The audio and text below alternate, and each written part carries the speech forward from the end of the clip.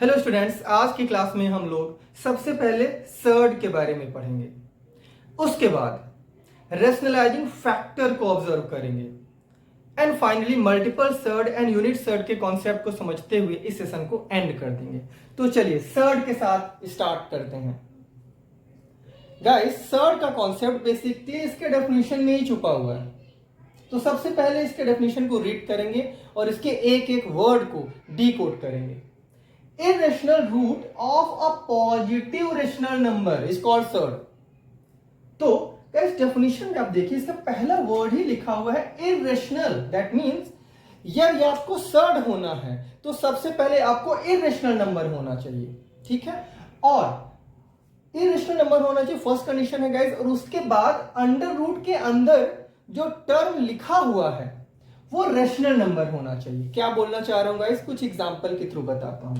Let's say under root 2, ये observe करिए, यदि ये सर्ड है गाइस तो इस डेफिनेशन के कॉन्सेप्ट को सेटिस्फाई करेगी। तो देखिए क्या डेफिनेशन बोलती है कि सबसे पहले यदि आपको सर्ड होना है तो उसके लिए आपको इरेशनल नंबर होना पड़ेगा। तो क्या रूट 2 एक इरेशनल नंबर है? जी बिल्कुल है।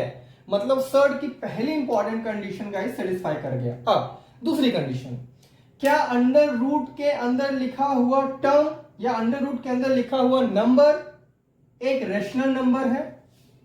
जी बिल्कुल है। आप देखिए अंडर रूट के अंदर क्या लिखा हुआ है, 2। क्या 2 एक रेशनल नंबर नहीं है? बिल्कुल है। मतलब अंडर रूट 2 एक सर्ड है।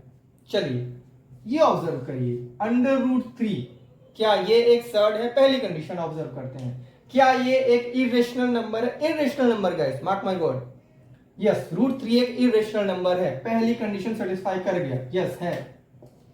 क्या अंडर रूट के अंदर लिखा हुआ नंबर एक रेशनल नंबर है? जी बिल्कुल है। इसके अंदर गाइस क्या लिखा हुआ है, 3, जो कि एक रेशनल नंबर है। सेटिस्फाई कर गया दोनों कंडीशन। दैट मींस रूट 3 भी एक सर्ड है। आप बताइए रूट 4 क्या सर्ड है? सर रूट 4 तो इरेशनल नंबर ही नहीं है। रूट 4 का आप अंडर रूट लीजिए 2 आ जाएगा, और 2 तो एक रेशनल नंबर है। मतलब ये इसकी पहली कंडीशन को ही सेटिस्फाई नहीं कर गया, पहले ही बार हो गया। क्यों? क्योंकि जब ये एक इरेशनल नंबर है ही नहीं तो ऑब्जर्व करने की जरूरत ही नहीं है कि सर्ड है कि नहीं। क्यों? क्योंकि सर्ड की पहली कंडीशन ही है कि यदि आपको सर्ड होना है तो पहले आपको इरेशनल नंबर होना पड़ेगा। अब आप लोग बोले कि सर कुछ एक ऐसा एग्जांपल दीजिए जो कि इरेशनल नंबर तो हो लेकिन वो सर्ड ना हो। आप ऑब्जर्व करिए गाइस, 2 प्लस अंडर रूट 3, इसको ऑब्जर्व करिए। अब सर पहली कंडीशन क्या है कि ये एक इरेशनल नंबर होना चाहिए। हाँ बिल्कुल है, 2 प्लस अंडर रूट 3, आप अंडर रूट लगा हुआ है गाइस, बिल्कुल ये एक इरेशनल नंबर है। दूसरी कंडीशन, क्या अंडर रूट के अंदर लिखा हुआ टर्म एक रेशनल नंबर है? ऑब्जर्व करते हैं अंडर रूट के अंदर लिखा हुआ टर्म है गाइस 2 प्लस रूट 3, जो कि एक इरेशनल नंबर है।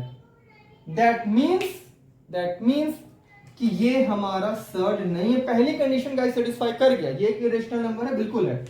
दूसरी कंडीशन, क्या अंडर रूट के अंदर लिखा हुआ टर्म एक रेशनल नंबर है? बिल्कुल नहीं। अंडर रूट के अंदर लिखा हुआ टर्म गाइस 2 प्लस रूट 3 है, जो कि एक इरेशनल नंबर है। और हमारी कंडीशन बहुत इंपॉर्टेंट कंडीशन है कि अंडर रूट जिसका भी आप ले रहे हो वो एक रेशनल नंबर होना चाहिए, पॉजिटिव रेशनल नंबर। मतलब रेशनल नंबर होना चाहिए गाइस, और पॉजिटिव रेशनल नंबर होना चाहिए। I hope that makes sense. तो आई एम श्योर गाइस यहां से आपको ये कॉन्सेप्ट तो बिल्कुल क्लियर हुआ होगा कि सर्ड एंड इरेशनल नंबर में डिफरेंस क्या होगा यदि आप ऑब्जर्व कर रहे होगे तो, ठीक है। सर्ड के कॉन्सेप्ट को समझने के बाद गाइस अब हम लोग रेशनलाइजिंग फैक्टर आरएफ के बारे में समझेंगे। ये आरएफ क्या है? देखिए वंस अगेन गाइस मैं सीधे कॉन्सेप्ट को ट्रिगर करूंगा। इसकी कुछ, जैसे हम लोगों ने सर्ड के कॉन्सेप्ट को समझा, इसकी कुछ टेक्निकल टर्म्स है उसको मैंने नहीं लिया है। एक शॉर्ट वीडियो गाइस जो कि सिर्फ आपके कॉन्सेप्ट को ट्रिगर करेगा, इसीलिए मैंने आपको सर्ड का सिर्फ कॉन्सेप्ट बताया है। अब आरएफ में भी मैं गाइस इसके कॉन्सेप्ट को बताऊंगा। तो आरएफ होता क्या है पहले उसको समझते हैं। तो ये अंडर रूट 2 है गाइस, ठीक है।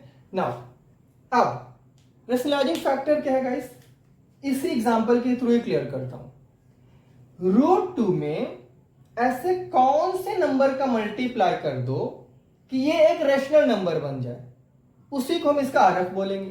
तो आप बोलोगे सर ऐसा है कि √2 में तो आप √2 का ही मल्टीप्लाई कर दो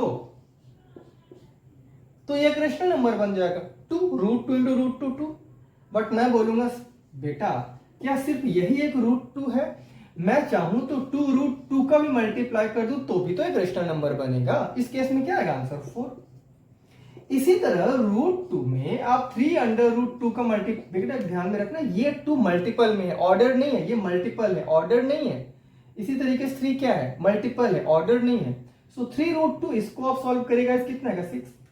इसका मतलब क्या हुआ, इसका मतलब हुआ RF basically there is infinite number of RF of any surd or irrational number, ठीक है। √2 का इनफाइनाइट नंबर ऑफ RF होगा गाइस, मतलब यूनिक RF नहीं होगा, लेकिन सिंपलेस्ट RF ऑलवेज यूनिक होता है गाइस। फॉर एग्जांपल इस केस में √2 का सिंपलेस्ट RF क्या होगा, √2। फॉर एग्जांपल गाइस 3√2 बताओ इसका RF क्या होगा, √2, क्योंकि √2 का भी आप मल्टीप्लाई करो तो आपको क्या मिल जाएगा, 3 2 6, ठीक है ना। हाँ RF तो इनफाइनाइट हो जाएंगे, लेकिन सिंपलेस्ट RF एक ही होगा, दैट इज √2। तो बेसिकली RF बहुत ही सिंपल है गाइस, वो नंबर जिसका मल्टीप्लाई करने पर आपको एक रेशनल नंबर मिल जाए, यदि वो रेशनल नंबर है सर्ड है तो हम उस नंबर को जो गिवन सर्ड या इरेशनल नंबर है गाइस उसका क्या बोलेंगे, RF बोलेंगे। क्लियर है ना। अब ये नंबर ऐसा भी हो सकता है गाइस, लेट्स से 2 + √3, इसका RF आप क्या बोलोगे, सर इसका RF मैं 2 - √3 बोलूंगा। अब इसका RF बहुत सारा हो सकता है, लेकिन जो सिंपलेस्ट RF होगा वो होगा 2 - √3। अब 2 - √3 को ही मल्टीप्लाई करने पर थोड़ी रेशनल नंबर बन जाएगा गाइस, एक ही नंबर थोड़ी ना होगा। आप 2 + √3 में मल्टीप्लाई करिए 2 का, तो भी तो आपको रेशनल नंबर मिलेगा। 2 + √3 में आप मल्टीप्लाई कर दिए 2 - √3 और इसका मल्टीप्लाई कर दीजिए 3, तब भी तो RF होगा। तो इस केस में भी RF इनफाइनाइट होंगे, बट जो सिंपलेस्ट RF होगा वो होगा 2 - √3। आई होप ये कॉन्सेप्ट भी आपको क्लियर होगा। अब गाइस मैं यहाँ पे एक चीज स्किप कर गया, थोड़ा इसके कुछ टेक्निकल टर्म्स को, मतलब सर के कुछ टेक्निकल टर्म्स को बताना, चलो उसकी कुछ टेक्निकल टर्म्स को भी ऑब्जर्व कर लेते हैं जिससे आपको कभी कोई डाउट ना होगा। Let's say radical insert basically कुछ इस तरह रिप्रेजेंट किया जाता है गाइस, n√a। मैं इसको स्किप कर गया था, यहाँ पे ले रहा हूँ गाइस, और इसको बेसिकली इस तरह रिप्रेजेंट करते हैं गाइस, a, और ये यहाँ पर मैं a लिखूं, ये n है। a होता है गाइस, आप लोग नोट करते चलिएगा, a को बोलते हैं रेडिकैंट। क्या बोलते हैं, रेडिकैंट। ये जो अंडर रूट लगा हुआ है गाइस इसको बोलते हैं रेडिकल साइन, और जो n की वैल्यू गाइस उसको हम लोग बोलते हैं ऑर्डर ऑफ सर्ड। क्या बोलते हैं गाइस, ऑर्डर ऑफ सर्ड। और n की वैल्यू गाइस कभी भी 0 नहीं हो सकती, याद रखिएगा, n की वैल्यू कभी भी 0 नहीं हो सकती। और गाइस याद रखना n की वैल्यू कभी भी 1 भी नहीं हो सकती। क्यों, ये यहीं पे मैं आपको बताता हूं। देखो n, ये a√n लिखा हुआ है, मैं इसको सॉल्व कर, ये ऑब्जर्व करिएगा गाइस, कंडीशन में इधर लिख देता हूं, n is not equal to 0 and n is not equal to 1। देखिए आपको पता होना चाहिए गाइस, a n आप लोगों ने आई थिंक छोटी क्लासेस में पढ़ा होगा गाइस, इसको हम लिख सकते हैं a⁴1/n। अब यहां पे एक ऑब्जर्व करने वाली चीज है गाइस, लेट्स से मैं यहां पे 2 लिखता हूं और यहां पे 1 लिख देता हूं, तो मैं यहां पे क्या लिखूंगा, 2⁴1/1, और ये क्या हो जाएगा 2, और ये तो रैशनल नंबर है, तो फिर कैसे ऑब्जर्व कर पाएंगे, ठीक है, क्योंकि कंडीशन ही है ना इस रेडिकल इंसर्ट की कंडीशन ही यही है कि उसको एक इरेशनल नंबर होना चाहिए। बट यदि आप ऑर्डर 1 लगा दोगे तो ये इरेशनल नंबर रहेगा ही नहीं। जब इरेशनल नंबर रहेगा ही नहीं तो सर्ड का तो कोई सेंस ही नहीं बनता ना।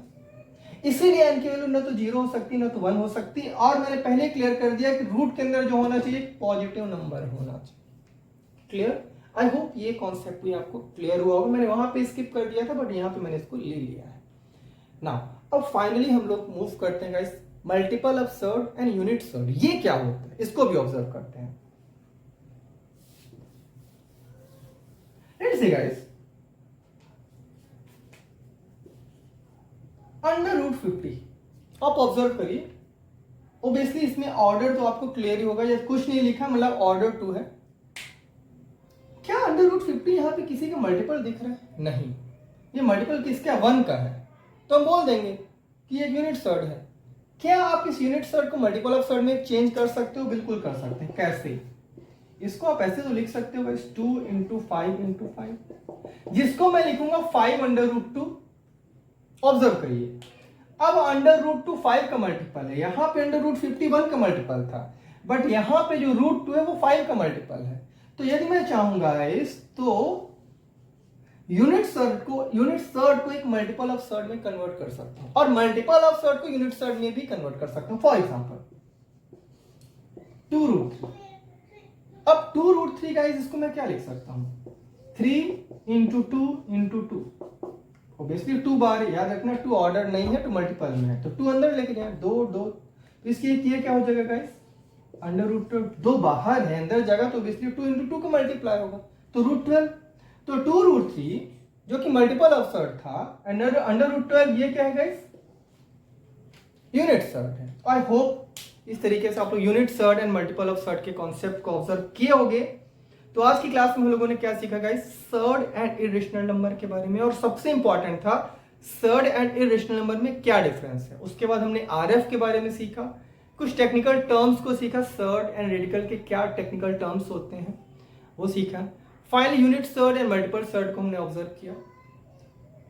बहुत सारे स्टूडेंट्स को डाउट रहता है गाइस, उनको इरेशनल नंबर तो आता है लेकिन सर्ड नहीं आता।